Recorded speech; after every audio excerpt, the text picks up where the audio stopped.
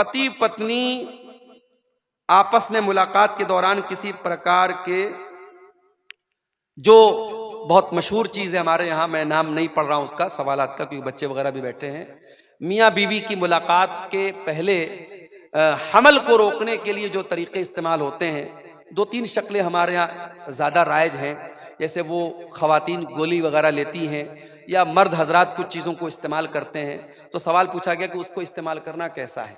तो देखिए, अब जाहिर है कि अल्लाह के रसूल के दौर में या सहाबा के दौर में तो ये चीज़ें नहीं थी, लेकिन उस दौर में भी प्रेगनेंसी ना हो, हमल ना हो, उसके लिए कुछ तरीके अपनाए जाते थे। एक तरीका था अज़्ल का तरीका। तो अज़्ल का जो तरीका था उसमें यह था कि मर्द जो होता था वो यानी ये नौबत ही ना पैदा हो कि प्रेगनेंसी का कोई मामला पेश आए, वो ऐसा तरीका अपनाता था। तो अल्लाह के नबी सल्लल्लाहु अलैहि वसल्लम उसको हराम करा, आपने कहा बचो तो बेहतर है, लेकिन आपने हराम करार नहीं दिया। तो इसीलिए उलमा का ये कहना है कि अगर इस तरीके की एहतियाती तदाबीर अगर इस्तेमाल की जाए, और वो भी इस वजह से कि भी बच्चा छोटा है, अगला बच्चा अगर पैदा होगा तो इस बच्चे के दूध वगैरह पीने पर या इसकी परवरिश पर मसला आएगा, तो इस सोच के साथ अगर वो उन चीज़ों को इस्तेमाल करता है तो उसकी गुंजाइश बनती है। लेकिन हाँ, सिर्फ इस डर से कि पैदा हो जाएगा तो हम कहाँ से खिलाएंगे, या कोई ऐसा तरीका अपनाना कि परमानेंट हमल न हो, या नसबंदी करा लेना, या इस तरीके का कोई ऑपरेशन करा लेना कि आइंदा औलाद ना हो बिना किसी मजबूरी के, तो ये ठीक नहीं है, ये मुनासिब नहीं है। या इसी तरीके से अगर हमल ठहर गया, हमल के ठहरने के बाद कोई दवा खिला करके हमल को ज़ाय करना, ये सारी शक्लें हराम हैं। इन सब से हमें परहेज करना चाहिए और बचना चाहिए। जब इसी समाज में हम देखते हैं लड़की पैदा हुई, बाप के पेशानी पर बल पड़ गए, ये लड़की कहां से आ गई। हालात ये हैं, गवर्नमेंट की स्कीमें आती हैं, अभी प्राइम मिनिस्टर साहब की एक स्कीम चल रही है, सुकन्या समृद्धि योजना। लड़कियों के नाम पर पैसा इकट्ठा करो, जब वो 20 साल की हो जाएं, शादी के काबिल हो जाएं, तो आपके पास अच्छा खासा पैसा हो जाए। यानी कहीं ना कहीं समाज में ये सोच मौजूद है कि लड़की आई है तो एक बोझ बन के आई, बेटी पैदा हुई तो माँ बाप के माथे पर बल पड़ गए। ये मुसीबत कहां से आ गई। कल जब ये लड़की जवान होगी, हमें इसकी शादी करना पड़ेगा, इसके जहेज का इंतजाम करना पड़ेगा। इस जहेज की रस्म ने कितनी बच्चियों की, मेरे प्यारे साथियों, जान ले ली। गरीब बाप अपनी बेटी के जहेज का इंतजाम नहीं कर पा रहा है, बाप चिंता में जिंदगी गुजार रहा है, बेटी चिंता कर रही है कि मेरा बाप कब मेरी शादी करेगा। बेटे तो कभी कभी खुल के बोल देते हैं बाप से, मेरी शादी कराइए। बेटा कुछ करे या ना करे, कमाए या ना कमाए, शादी के काबिल हो गया तो बाप को जाके सुना देगा, मेरी शादी क्यों नहीं करा रहे। बेटी तो नहीं सुनाती ना, बेटी तो शर्माती है। बेटी 25 साल की हो गई, 30 साल की हो गई, 35 साल की हो गई, अब तो रिश्ते नाते आने भी बंद हो गए। मेरे प्यारे साथियों, इस जहेज की रस्म की वजह से कितनी लड़कियों की जवानी बर्बाद हो गई, उनको रिश्ते नहीं मिल रहे हैं। और एक बात बोलूं आपसे, अगर आप जहेज को रोकना चाहते हैं तो आप सिर्फ लड़की वालों को, ये लड़के वालों से के कहने से ये काम नहीं चलेगा कि आप जहेज मत लीजिए। लड़की वालों की भी जिम्मेदारी है कि वो दीनदारी देख करके शादी करें। अगर लड़के वाले लालच कर रहे हैं कि हम ऐसी लड़की क्या शादी करें जहां से जहेज ज्यादा मिलेगा, तो माफ करना, लड़की वाले भी लालची होते हैं और वो तलाश करते हैं ऐसा रिश्ता जहां दामाद बहुत पैसे वाला या सरकारी नौकरी वाला या बहुत बड़ा बिजनेसमैन मिल जाए। अगर कोई मिडिल क्लास का लड़का है, कोई मामूली कमाने वाला लड़का है, उस लड़के के साथ कोई जल्दी अपना रिश्ता करना नहीं चाहता है। ताली दोनों हाथ से बजती है मेरे प्यारे साथियों। जहेज की इस गंदी रस्म के लिए सिर्फ लड़के वाले दोषी नहीं हैं, लड़की वाले भी दोषी हैं। अगर लड़के वाले मोटी मोटी रकम, जहेज के नाम पर मोटी रकम तलाश कर रहे हैं, तो लड़की वाले भी उसी हिसाब से दामाद तलाश कर रहे हैं। अल्लाह के प्यारे नबी ने क्या फरमाया, इज़ा खतब इलैकुम मिम्मन तरज़ौन दीनहु व खुल्क़हु, जब तुम्हारी लड़कियों के लिए ऐसा रिश्ता आ जाए, लड़का दीनदार है, लड़का बाखलाक है, फज़व्विजूहु, तो तुम अपनी लड़की की शादी उससे कर दो। देखो अल्लाह के नबी ने 4 बेटियों की शादी की। मालूम है आपको, नबी की 4 बेटियां थी। सबसे बड़ी बेटी का नाम क्या था, कोई बता सकता है? इधर से कोई बताए नबी की बड़ी बेटी का नाम। बोलो भाई, सो गए क्या? मालूम है नबी की बड़ी बेटी का नाम? ज़ैनब। नबी की बड़ी बेटी का नाम ज़ैनब। और दामाद का नाम, ज़ैनब के शौहर का नाम? बोलो, नहीं मालूम? क्या तकरीर सुनते हैं आप लोग? तकरीर सुन सुन के बूढ़े हो गए और आज तक नबी की बेटियों का नाम नहीं मालूम, नबी के दामादों का नाम नहीं मालूम। नबी की बड़ी बेटी का नाम ज़ैनब और ज़ैनब के शौहर का नाम था अबुल आस बिन रबी रजी अल्लाह ताला। नबी की दूसरी बेटी नाम था रुकैया, उनके शौहर का नाम उस्मान गनी। रुकैया का इंतकाल हो गया, नबी ने अपनी तीसरी बेटी की शादी हजरत उस्मान से कर दी। तीसरी बेटी का नाम तो उम्मे कुलसूम, इनकी शादी हुई हजरत उस्मान से। दुनिया में हजरत उस्मान इकलौते ऐसे इंसान हैं जिनकी शादी में, जिनके निकाह में नबी की 2 बेटियां आई हैं। और रुकैया, उनकी भी शादी हुई और रुकैया का जब इंतकाल हुआ तो उम्मे कुलसूम की शादी हजरत उस्मान गनी से। और नबी की सबसे छोटी बेटी, चौथे नंबर की बेटी का नाम था फातिमा, उनकी शादी किससे हुई? हजरत अली से। मेरे प्यारे साथियों, नबी ने अपने बेटियों के रिश्ते करने में दीनदारी देखी है। नबी ने रुपया पैसा नहीं देखा है, नबी ने जमीन और जायदाद नहीं देखी है। आपने सबसे लाडली बेटी, सबसे छोटी बेटी हजरत फातिमा का जब निकाह तय किया हजरत अली के साथ, हजरत अली के पास कुछ भी नहीं था। आपने अली से पूछा, क्या अली तुम्हारे पास क्या है? कहा, अल्लाह के नबी मेरे पास एक घोड़ा है, एक ज़रा है। आपने कहा कि घोड़ा अपने पास रखो, ज़रा बेच दो। ज़रा बोलते थे लोहे की एक ड्रेस होती थी जो जंग के मैदान में लोग पहनते थे। अल्लाह के नबी के हुक्म से हजरत अली ने वो अपनी ज़रा बेच दी, जिसको उस्मान गनी ने 380 दिरहम में खरीदा। और उसी पैसे से अल्लाह के नबी ने हजरत अली से कहा कि महर का इंतजाम करो, क्योंकि हजरत अली अल्लाह के नबी के दामाद भी थे और हजरत अली किसके बेटे थे? अबू तालिब के बेटे थे। और अबू तालिब कौन थे? नबी के चचा थे। तो नबी ने अपने चचा के इंतकाल के बाद हजरत अली को अपनी परवरिश में ले लिया था। तो हजरत अली के गार्जियन भी अल्लाह के नबी थे, तो इसलिए आप हजरत अली के बाप की हैसियत से भी ये शादी करा रहे थे। आपने हजरत अली से कहा तो महर का इंतजाम करो। और उसके बाद चूंकि नई गिरस्ती थी, नया घर बनाना था, हजरत अली के पास कुछ नहीं था, तो अल्लाह के नबी ने हजरत अली ही के पैसे से एक तकिया खरीदा, एक चादर खरीदा और एक पानी का बर्तन, मशकेजा, ऐसी जरूरत की 4-5 चीजें खरीदी हैं। कुछ लोग इसको जहेज का नाम देते हैं, माफ कीजिए ये जहेज नहीं था, ये हजरत अली ही के पैसे से अल्लाह के नबी ने इसको लिया था और अपनी बेटी को दिया था। नबी ने रिश्ते में क्या देखा? दीनदारी देखी है मेरे प्यारे साथ। वल्लाह आज मेरे पास ऐसे नौजवानों के भी फोन आते हैं जो बड़े दर्द के साथ और बड़ी तकलीफ के साथ कहते हैं कि मौलाना आज हमारी शादियां नहीं हो रही, अच्छे रिश्ते नहीं मिल रहे, क्योंकि हमारे रिश्ते इसलिए रिजेक्ट हो रहे हैं क्योंकि लड़की वालों को लखपति और करोड़पति रिश्ते चाहिए, आला शानदार मकान चाहिए, सरकारी नौकरी चाहिए। हम दीनदार हैं, हम नमाजी हैं, हम बाखलाक हैं, हम तकवा के रास्ते पे चल रहे हैं, मगर हमें कोई बाप अपनी बेटी देने को तैयार नहीं है। मेरे प्यारे साथियों, जहेज की इस गंदी रस्म को अगर खत्म करना है तो हमें और आपको रिश्ते नाते में दीनदारी को लाना पड़ेगा। अल्लाह के नबी के एक सहाबी थे, उनका नाम था जुलैबीब रजी अल्लाह ताला अन्हु। जुलैबीब बड़े हंसी मजाक करने वाले सहाबी थे। वो अल्लाह के नबी के पास आते थे, हंसी मजाक करते थे, अल्लाह के नबी को हंसाया करते थे। जुलैबीब रजी अल्लाह ताला अन्हु के चेहरे पर चेचक के कुछ दाग भी थे, उनके चेहरे पर कई दाग थे, वो ज्यादा खूबसूरत भी नहीं थे, काले कलूटे थे। एक मर्तबा अल्लाह के प्यारे नबी ने हजरत जुलैबीब से पूछा कि ऐ जुलैबीब, क्या तुम्हारी शादी हो गई है? जुलैबीब ने कहा नहीं अल्लाह के नबी मेरी शादी तो नहीं हुई है। आपने कहा क्यों शादी क्यों नहीं कर रहे हो? कहा अल्लाह के नबी मैं गरीब आदमी हूं, मेरे चेहरे पर चेचक के दाग भी निकले हुए हैं, मैं काला कलूटा भी हूं, मुझे अच्छा रिश्ता नहीं मिलेगा, इसलिए मैं शादी नहीं कर पा रहा हूं।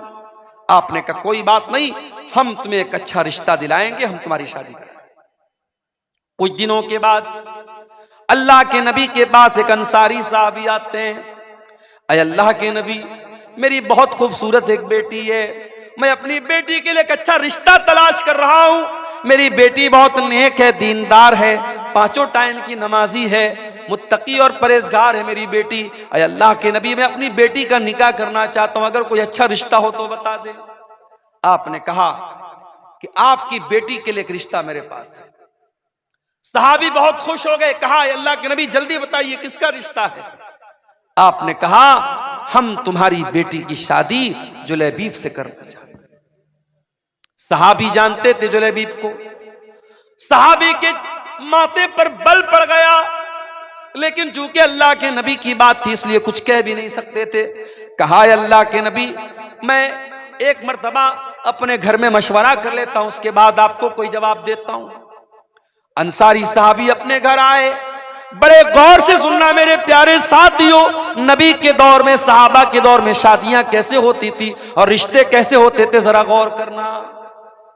अंसारी साहबी अपने घर आए और अपनी बीवी से कहने लगे कि ऐ मेरी मोहतरमा, है मेरी बीवी, अल्लाह के प्यारे नबी ने हमें एक रिश्ता दिया है, हमारी बच्ची के लिए, हमारी बेटी के लिए एक रिश्ता पेश किया है। उसकी बीवी भी बहुत खुश हो गई। कहा किसका रिश्ता पेश किया अल्लाह के नबी ने? कहा है मेरी बीवी अल्लाह के प्यारे नबी ने हमारी बेटी के लिए जुलैबीब का रिश्ता पेश किया है। वो औरत भी जानती थी जुलैबीब बड़े काले कलूटे साहबी हैं, उनके चेहरे पर दाग हैं और वो गरीब भी हैं। कहा कि नहीं नहीं, हमने बड़े अच्छे अच्छे रिश्तों को ठुकरा दिया है, हम अपनी बेटी की शादी जुलैबीब से नहीं कराएंगे। फैसला कर लिया मां ने और बाप ने कि नहीं हम ये रिश्ता कबूल नहीं करेंगे, हम लोग अल्लाह के नबी को जवाब दे देंगे कि अल्लाह के नबी हमें ये रिश्ता मंजूर नहीं है।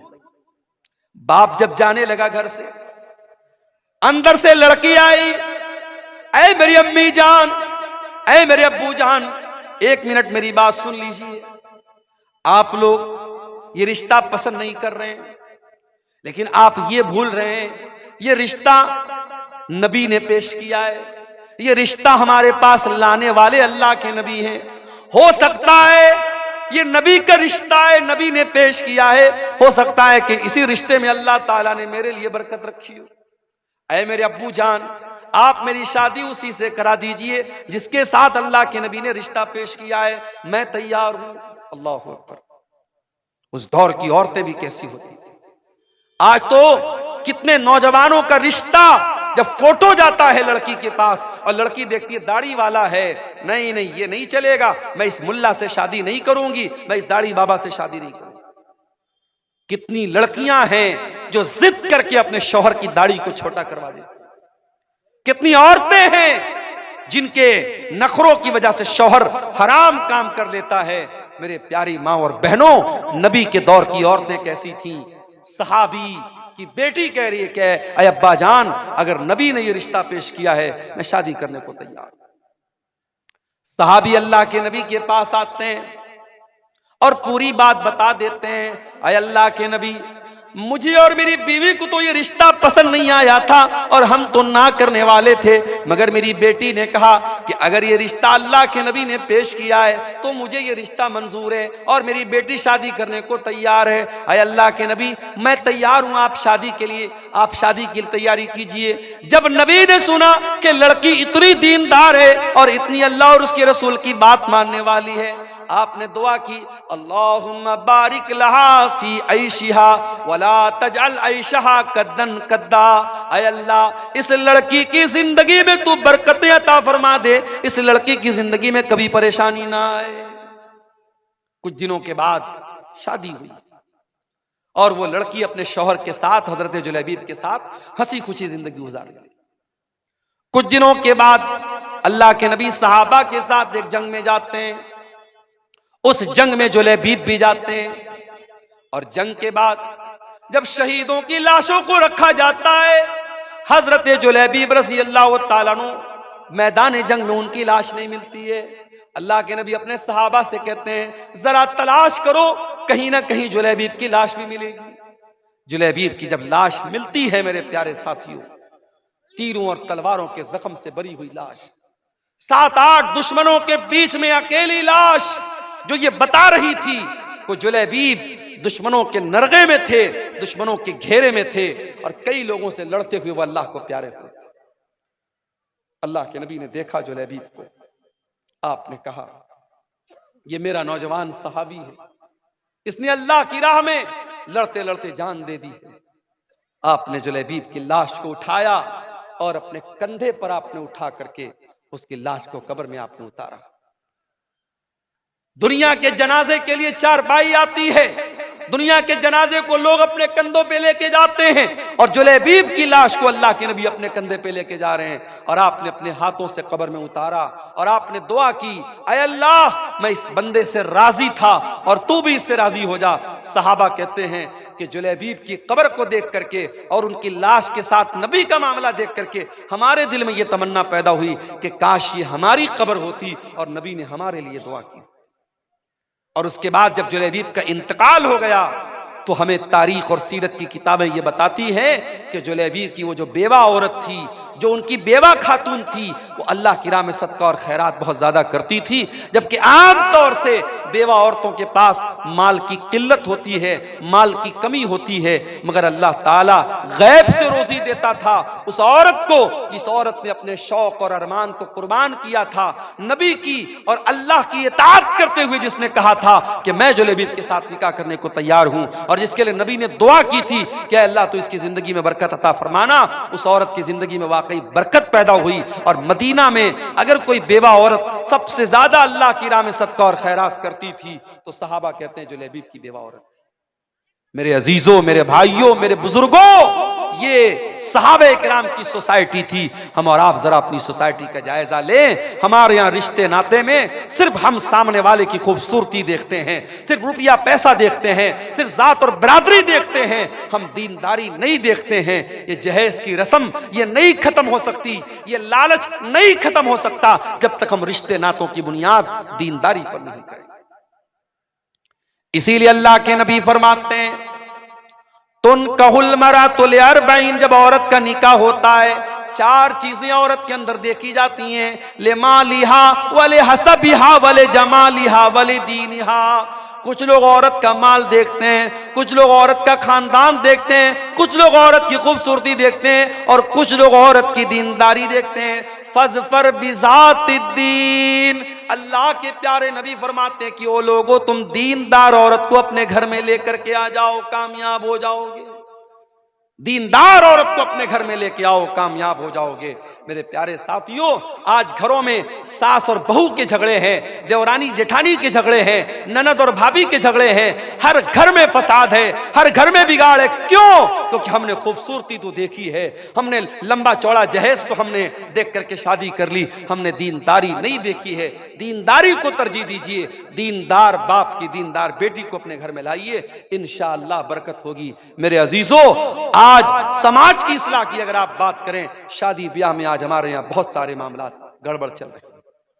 इसी सीमांचल के इलाके में मुझे लोगों ने बताया बाकायदा आज भी कुछ गांव ऐसे हैं जहां शादियों में डीजे तक बजता है, गाना तक बजता है। और इसी हिंदुस्तान की सरजमीन पर मुख्तलिफ इलाकों का दौरा करते हुए मैंने महसूस किया है कि हम मुसलमानों में शादी ब्याह को लेकर के बहुत बुरी बुरी रस्में।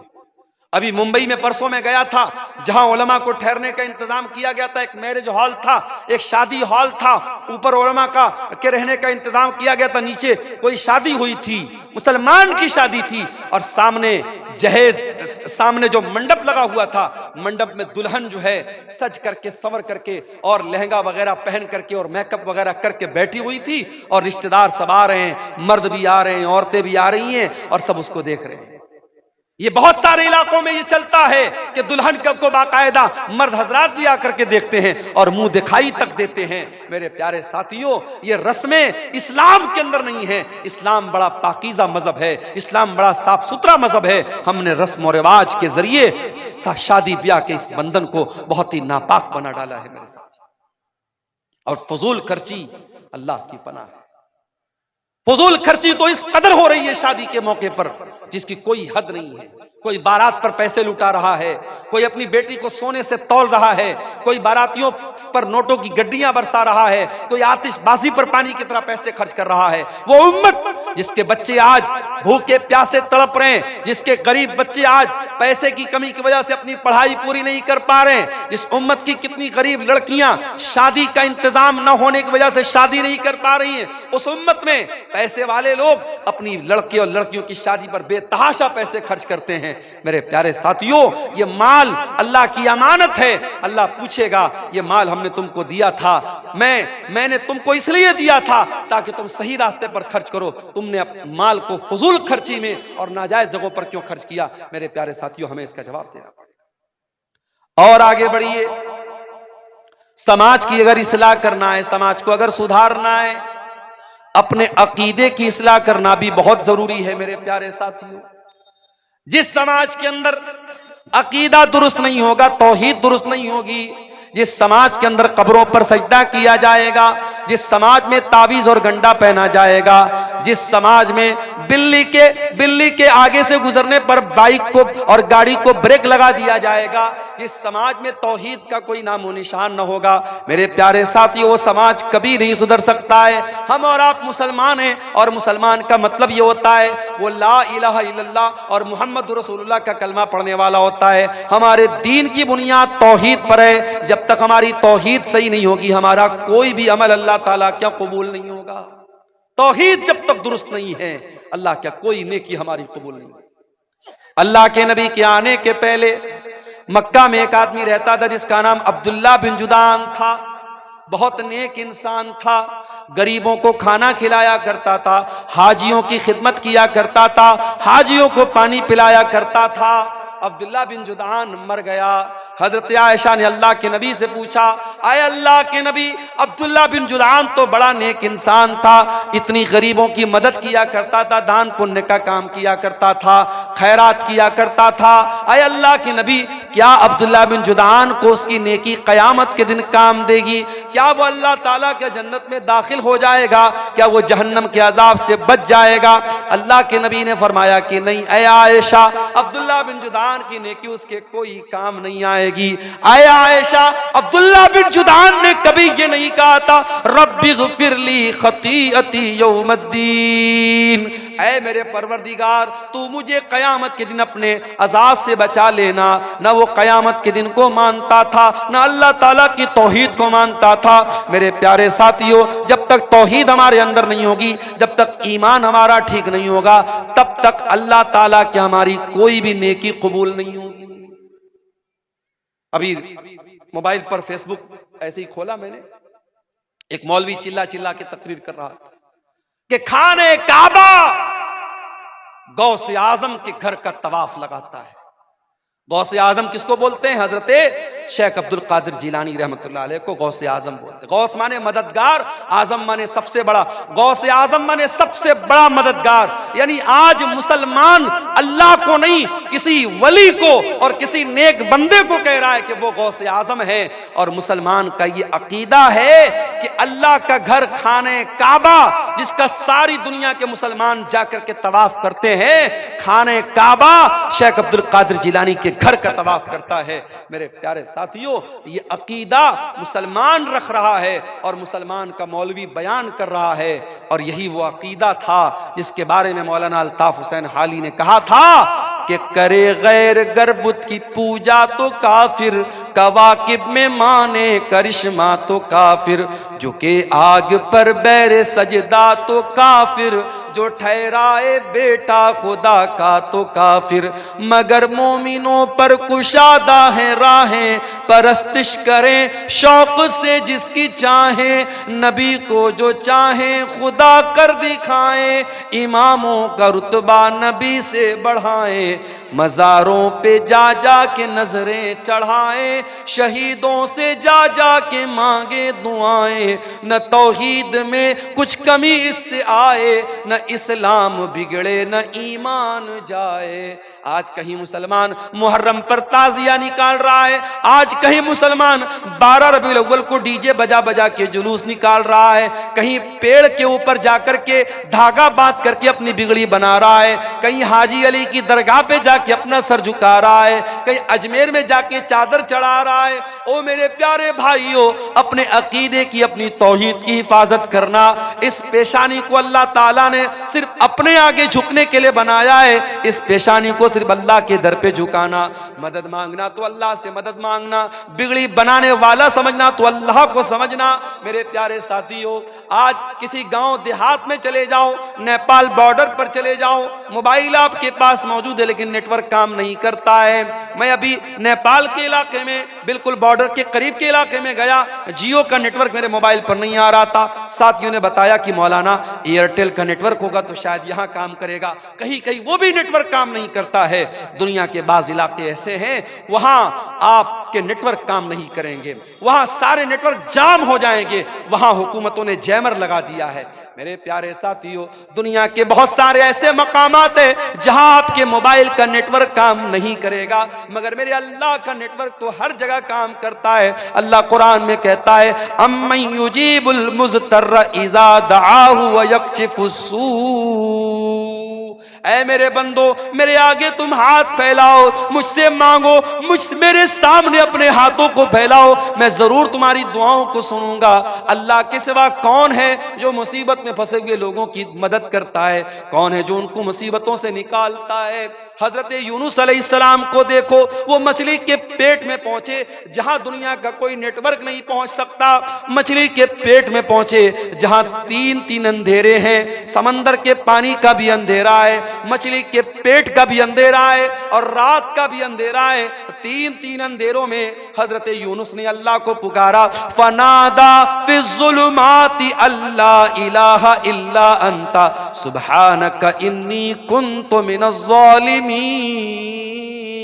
हजरत यूनुस अलैहिस्सलाम ने मछली के पेट में अल्लाह को पुकारा, कहा, अल्लाह तेरे सिवा मेरा कोई माबूद नहीं है, कोई मुश्किल कुशा नहीं है। ऐ अल्लाह, इस मछली के पेट में अगर मेरी फरियाद को सुन सकता है तो तू सुन सकता है। फनादा फिज़्ज़ुलुमात, उन्होंने तीन तीन अंधेरों में पुकारा, ला इलाहा इल्ला अंता, ऐ अल्लाह तेरे सिवा मेरा कोई माबूद नहीं है, सुब्हानका तू पाक है, इन्नी कुन्तु मिनज़्ज़ालिमीन, ऐ अल्लाह मैं जालिम हूं। कुरान कहता है, फस्तजबना लहू व नज्जयनाहु मिनल गम्मी, हमने यूनुस की दुआ को सुन लिया और हमने यूनुस को गम से निकाल दिया। और ऐ मोमिनो, अगर तुम भी अल्लाह से इसी इखलास के साथ, इसी तौहीद के साथ दुआ करोगे, व कज़ालिका नुंजिल मुमिनीन, हम तुम्हारी दुआ को भी सुनेंगे।